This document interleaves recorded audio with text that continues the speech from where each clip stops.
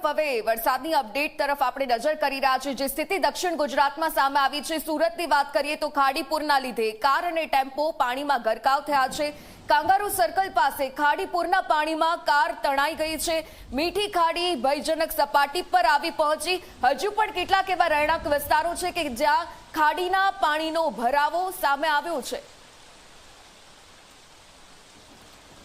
तो आखिर सूरतनी परिस्थिति आजथी 15 दिवस पहला पण आज हती कि आखिर अधिकारीओ ए स्थितिथी कई शीख्या न होय तेवा प्रकारना वरवा दृश्यो सामे आव्या छे। खाड़ीपुरना लीधे हवे समस्याओ छे ते अमे आपने बतावी रह्या छीए, परंतु लोकोनो आक्रोश छे ए पालिकानी तमाम कामगीरी सामे छे कि हजी पण एक वखत आ स्थिति सर्जाई, अधिकारीओ केम न शीख्या। फरी वखत आ दृश्यो तमे जोई रह्या छो।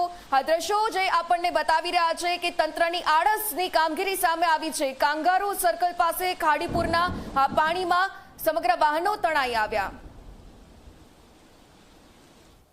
सूरत में जे रीते खाड़ीपुरनी परिस्थितिનું निर्माण થયું હતું ત્યારબાદ જે તારાજીના જે દ્રશ્યો છે તે આપના સુધી હું પહોંચાડવાનો પ્રયાસ કરીશ। આપ જોઈ શકો છો પડવટ પાટિયા મગોબ વિસ્તારના સીધા દ્રશ્યો છે જ્યાં લોકો દ્વારા ટેમ્પો અને ફોર વ્હીલ જે છે તે પાર્ક કરવામાં આવી હતી, પરંતુ જે રીતે ખાડી ઓવરફ્લો થઈ હતી ત્યારબાદ તમામે તમામ જે વાહનો છે તે પાણીમાં ગરકાવ થઈ ગયા છે। આપ સીધા દ્રશ્યો જોઈ શકો છો।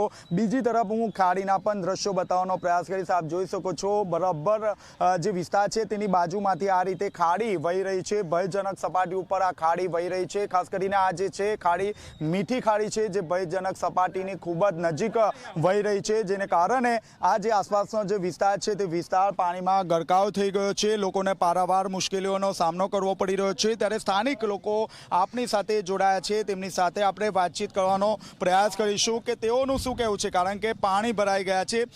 જી શું કહેશો? પાણી ભરાઈ ગયા છે, વાહનો ડૂબી ગયા છે।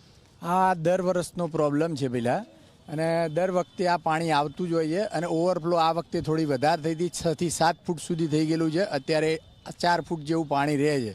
દર વખતે નુકસાન થાય જ છે, પણ મ્યુનિસિપાલિટી અથવા તો જેના અહીંયાનો કોઈ પ્રબંધ કરવાવાળા હોય એ અધિકારી અહીંયા આવતા નથી, અને અમે જીએસટી પણ ભરીએ છીએ તો પણ અમને કોઈ વળતર પણ મળેલું નથી। આ વખતે તમામ ટેક્સ ભરી રહ્યા છે પરંતુ કોઈ પણ પ્રકારનું વળતર નથી મળી રહ્યા। શું કહેશો આપ? मैं यही कही छूँ कि यार ये पानी के बीजी वक्त अमर तो त्या पानी आयु है आग पे 6 फूट अंदर हतुं। आ वखत 3 फूट पर कोई म्युनिसिपालिटी कोई अधिकारी के कोई आवतो नहीं, अहींया कोई पूछवाय आव्यो नहीं। आज सुधी में कोई आटलू नुकसान थयुं, मारे 5 लाखનું नुकसान है तो कोई पूछवा नहीं आयु मने। जी आपका क्या कहना है? ये देखिए हमारा हालत क्या हुआ है, पूरे गिले हो गए हैं, पानी इतना भरा हुआ है, ये इसका समाधान होना चाहिए।